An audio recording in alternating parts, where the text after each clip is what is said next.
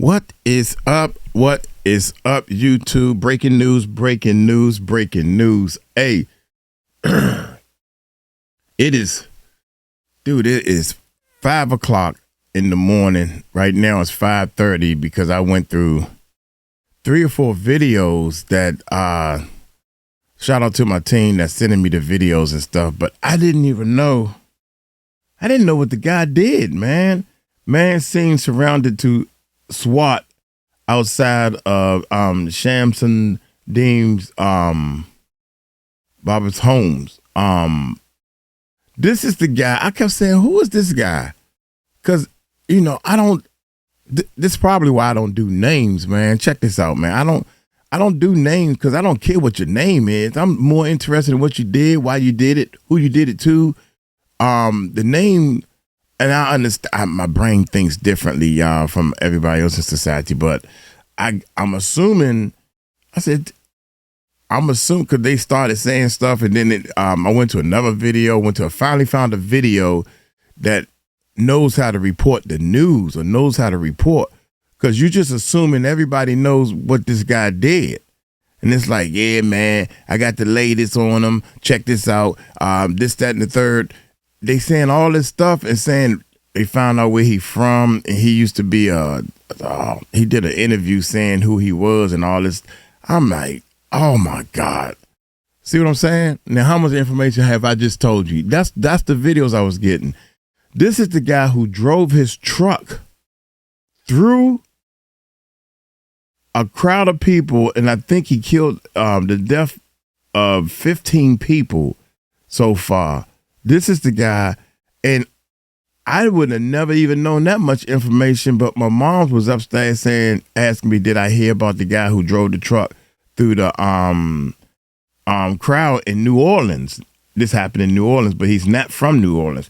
But anyway, this video right here that we're going to react to gives you all the information, and then we'll add some more stuff to it as the story unfolds, man. And this is probably why I do good reactions, because I'm telling y'all the story as I get it. Y'all hit that subscribe button, hit that bell. Let's check it out. I want to thank you for joining us this evening. I'm 𝗗𝗢𝗡𝗞𝗦. Daniela is off tonight. Investigators say that this man here, 42-year-old 𝗟𝗜𝗡𝗞𝗦, intentionally rammed a truck into the crowd in New Orleans early this morning. The death count has now risen to 15. 𝗟𝗓𝗡, originally from Beaumont, had been living here in the Houston area. Police shot and killed him during the deadly attack. Now, 𝗟𝗓𝗡's last known residence was in North Harris County, right here on Crescent Peak Drive, as you can see here on the map. KPRC2's 𝗟𝗢𝗡𝗞𝗦 has been at this home all afternoon, where the FBI has confirmed they're investigating. 𝗟𝗢𝗡𝗞𝗦, tell us that there was a SWAT team when she arrived. She says that they witnessed some adults and children being removed from the home. She also captured this drone video that was taken outside the suspect's home. As you can see, there was a man here standing with his hands raised in the air. We want to go ahead and bring in 𝗟𝗢𝗡𝗞𝗦. And 𝗟𝗢𝗡𝗞𝗦, tell us what you've learned about the scene there. Yeah, Keith, we've been out here all day long, and it is still an active scene. If you look behind me here, you can see Harris County Sheriff Office SWAT team is still out here. They have their armored vehicle. This is a property behind 𝗟𝗓𝗡𝗞𝗦's home here off Crescent Peak Drive and Hugh Road. Now, they still have this area blocked off, but our drone video did capture a man being taken into custody earlier, about a couple of hours ago. Take a look at this video. You can see a man standing outside the home with his hands up. There is SWAT outside the home as well, giving him commands. He does appear to be cooperating, doing as they ask. He eventually walks backwards towards the truck with his hands up, and they ultimately take him into custody and put him in handcuffs. Now, at this time, we don't know who this man is. We are working to figure that out. It's unclear what his connection is to 𝗟𝗓𝗡𝗞𝗦. We just know that he's at his house, but they clearly need to talk to him about something. So we will continue following that as well. But before that, we also saw SWAT. We have some video here as well showing SWAT bringing out some adults and children from a property behind the home. They were likely moving them to safety. They moved them to a command post right next to this scene to make sure that they're okay, because this is a very active scene. We know FBI has a perimeter surrounding the home, collecting as much evidence as possible. And like I mentioned, we've been out here all day. We've been out here since before noon. And when we first got here, no one was here. We didn't see any police or FBI, but about an hour later, we saw some undercover detectives showing up and telling us to move back because they had to put a perimeter around that house, and they didn't give us much information as why. But later we did figure out from FBI that they are investigating this home, and this is in connection to the New Orleans attack. So we are continuing monitoring this situation here on the ground. We've been getting updates minute by minute. We haven't had any updates since we saw that man being taken into custody. But again, it is still an active scene out here. Lots of SWAT, lots of first responders and crews making sure that this area is safe. Now, if you live in this neighborhood, you can't get to your home right now. They're still asking people to stay away. It's unclear how long this would take. The FBI says it could take hours, but we, of course, will keep you updated. Reporting live, 𝗟𝗢𝗡𝗞𝗦, KPRC 2 News. All right, 𝗟𝗢𝗡𝗞𝗢, thank you. And Wow, dude. New Orleans terror. So, man, this is crazy, man. This is sickening, man. Why would you? Oh, man, I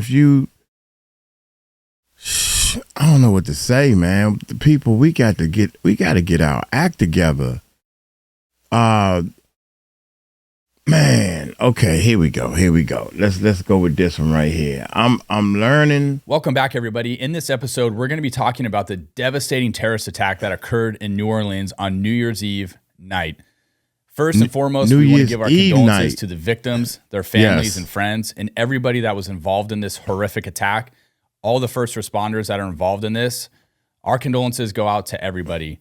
Let's jump into this and discuss what we know so far. This is a Shots Fired podcast. I'm 𝗟𝗢𝗡𝗞𝗢, and to my right is Mark Redlich. What we know right now is January 1st, 2025, at about 3:15 a.m., a white Ford F-150 truck being driven by a 42-year-old suspect drove through barricades, through a crowd of people, injuring more than 30 people, killing more than 10, and engaging in gunfire with multiple officers, ultimately injuring 2 officers, and that suspect was killed. In this episode, we're going to be talking about a little bit of information about New Orleans, what it takes to... So it seemed like to me, now I'm finding out that he shot back. I mean, he shot at the police, allegedly. I don't know. See? With multiple officers, ultimately injuring 2 officers, and that... See? Through a crowd of people, injuring more than 30 people, killing more than 10, and... So killing more than 10, I think it's 15 that died now. I heard somebody else report that it was 15 that dead. You see what I'm saying? Engaging in gunfire with multiple officers. He engaged in gunfire with the police officers. You know, Jesus, man. Ultimately injuring 2 officers, and that suspect was killed. In this episode, we're going to be talking about a little bit of information about New Orleans, what it takes to plan a large event similar to this one, what we know, some specific details about this incident, and then how to manage a mass casualty incident, and then what it takes to investigate a scene this big. Kyle, let's get into this. Well, in terms of New Orleans, you have 2 major events going on at the same time. It's New Year's Eve in New Orleans, which is one of the major, largest tourist attractions there is down on Bourbon Street. Then you have the Sugar Bowl, which is occurring on New Year's Day. So you have a lot of different resources deployed out to the Sugar Bowl, and you have a lot of different resources deployed out on downtown New Orleans on Bourbon Street, managing New Year's Eve night, which you know is going to be crowded. So there's a lot going on in New Orleans on this particular night, which, I mean, it's just, it was the perfect night to, plan this type of attack. This person knew that it was going to be a weak point, and there's a lot of people down there. It's an easy target. Yeah. Bourbon Street draws a lot of people, and oftentimes they close a lot of the streets. And what I think is really interesting about this, and we've read this already, and information is continuously coming in. It's constantly changing. But what we know is that because the Super Bowl on February 9th is being held there, there's barricades that have been put in place since 2017, but those barricades, some of them have actually been removed because they're in the process of putting in more permanent, more aesthetic looking barricades.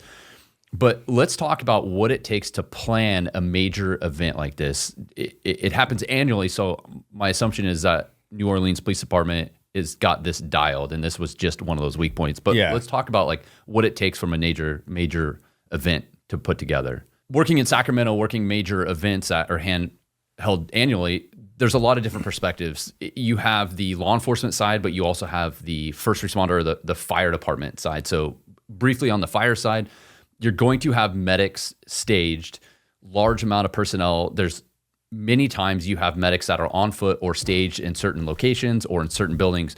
In the event that someone is just simply injured, they fall down, maybe they twist their ankle or they become too intoxicated to care for themselves, they have small deployment teams that can go out and manage that person and take them away to the hospital where they're needed. But then in the event of a larger scaled event like this, a mass casualty, you have those resources in place. Multiple ambulances are generally staged or buses that have been turned into portable hospitals. Do you think that all of that stuff was put in place for New Year's Eve night? Yeah, I think because I mean, I know I'm not saying it's not a planned event, but I mean, I could see that for like the Sugar Bowl or the Mardi Gras parade or whatever. I'm just curious, like New Year's Eve night, do you think that all of that stuff is already? I think it is for this because, like you said, there's two major events: the Sugar Bowl, which is going to draw tens of thousands of people, and that's going to get drawn down into New Orleans on the Bourbon Street, and then you have the patrons that want to go to Bourbon Street to celebrate New Year's. So I'm confident these resources are in place because most cities that have large events have the medical side put into place and then the law enforcement side. And then the law enforcement side, we've talked about it on some of our other episodes, you have the uniformed presence, which is a deterrent, but they're also there to maintain and to watch and to keep order. But then you also have officers that are in an undercover capacity or intel gathering. They dress, you would never know who they are. Mm-hmm. They have radios and they're radioing information. They're going around keeping eyes on certain groups, different people, or they're staged in certain areas. Then you have the SWAT teams that are deployed and they're staged in specific locations around for quick responses. They also have SWAT operators staged in higher points for overwatch. Most of the times in incidents like this, you have surveillance cameras that have been put up, which goes to like basically like a real-time crime center where you have staffed location or staffed personnel in basically a room with monitors monitoring what's happening. It's, oh my God, one of these days, Lord help me. Look here, I'm gonna get on up out of here, man. I apologize. Y'all take it light, take it slow. Tell them Uncle Mike told you so. Peace out, man.